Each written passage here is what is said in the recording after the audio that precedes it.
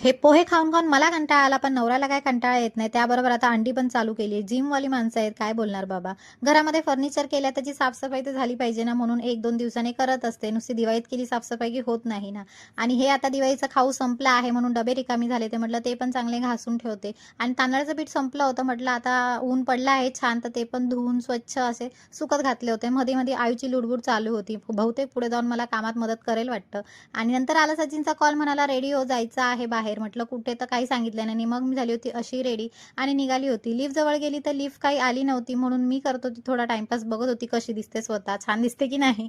आणि खाली गेली तर ॲज युजल नवरा आला नव्हता. नेहमीप्रमाणे मला वाट बघायला लावतो. आणि नंतर आला होता, तर नंतर म्हटलं चल आता जाऊया, कुठे जायचं आहे, तर बोलतो चल सरळ घेऊन जातो. आणि सरळ या शॉपमध्ये घेऊन आला होता ड्रायफ्रुट्सच्या.